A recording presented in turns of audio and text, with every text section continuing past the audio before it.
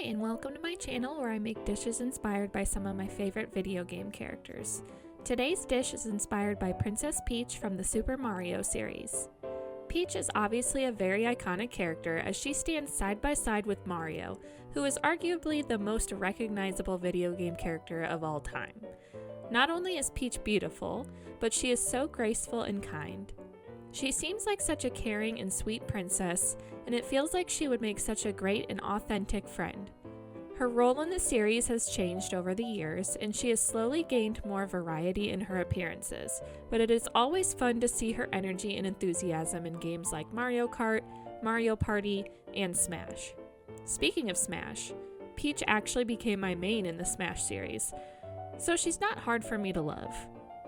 I can't really say I went out of the box when thinking of a dish for Peach, unfortunately.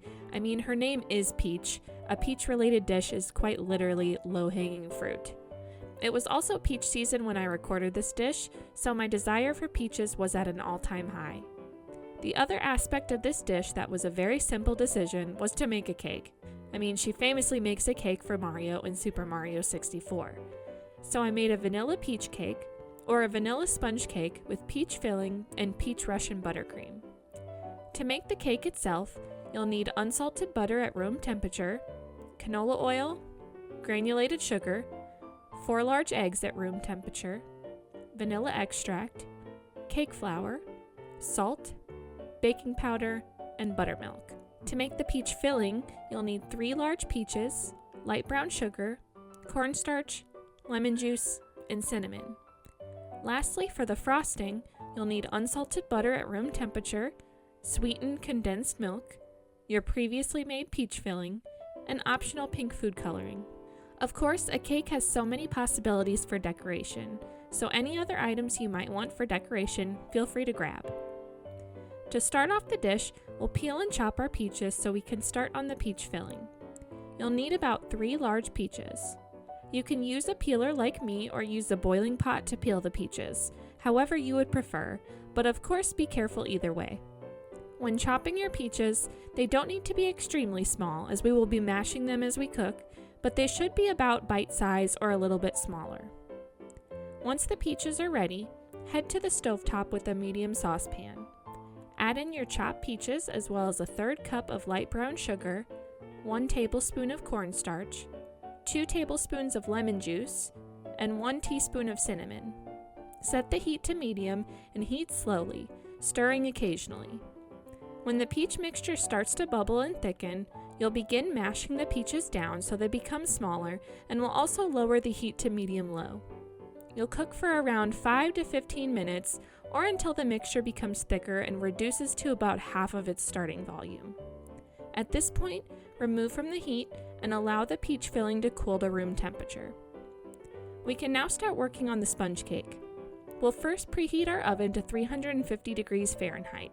Then we'll grab 2 8-inch or 2 9-inch round cake pans and line them with parchment paper. We'll also grease the sides of the pans to make sure that the cakes do not stick to the sides. In a stand mixer with the whisk attachment, we'll beat a 1/2 cup of unsalted butter and a 1/2 cup of canola oil until it becomes nice and smooth. We'll then slowly add in 1.5 cups of granulated sugar and continue beating until it becomes a light and fluffy mixture with a pale yellow color. We can then add in 4 eggs and 2 tablespoons of vanilla extract. Again, continue beating until the mixture is light and fluffy again. Now in a separate mixing bowl, we'll whisk together 3 cups of cake flour, 1 teaspoon of salt, and 2.5 teaspoons of baking powder.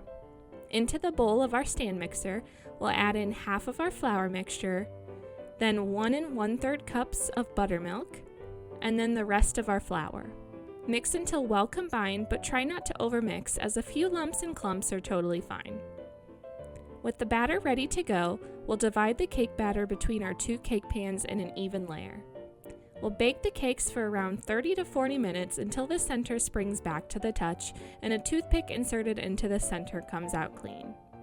The time for your bake may be slightly different depending on if you use an 8-inch or 9-inch pan. When the cakes are done, remove them from the oven and allow them to cool completely on a cooling rack. While the cake is cooling, we'll start making our buttercream frosting. In our stand mixer, or with an electric mixer, we'll beat 2 cups of unsalted butter for several minutes until it becomes very light and fluffy. We'll then add in 1 1/4 cup of sweetened condensed milk and beat again until well combined. From here, add in about a 1/2 cup of your peach filling and some optional food dye. Continue mixing until the frosting becomes very smooth, and don't worry if you feel like it takes quite a bit of time. So once the cake is cooled, we can start to assemble. If you are like me and decorating is not your strong suit, no worries, the cake will still taste delicious. For a more even and level cake, cut off the rounded tops of your sponges so that they are flatter and easier to stack. On one of your cake rounds, pipe a circle of your frosting and then fill in the circle with your peach filling in a nice even layer. Then you'll top the filling with your other cake round. You can then spread your frosting all over your cake as smoothly as possible and add any other decorations of your choosing. I opted for a few simple dollops of frosting with crown-shaped peaches, but there are so many options. Once you're satisfied with the look, you're ready to dig in. Here we go! There's something so classic and delicious about a cake, and that tried and true flavor reflects peach so well. The sponge itself is so light and fluffy with such a nice hint of vanilla flavoring. The cake pairs nicely with the punchy, juicy taste of peaches, in both the flavorful filling and in the smooth buttercream.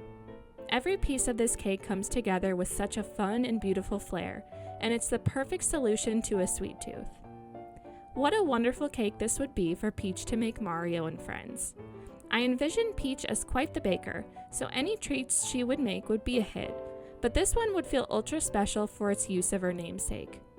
When she's not busy taking care of her kingdom, tending to the toads, racing with her friends, or getting kidnapped by Bowser, she'd love to use her off time for baking all kinds of peachy treats and working on her decorating skills. She's always got a lot on her plate, but that doesn't stop her from her love of putting yummy desserts on other people's plates. The recipe card is in the video description if you'd like a more quick and concise version to give it a try. Like if you want a bite, subscribe for more geeky treats, and comment what foods Peach reminds you of. Thanks for following along.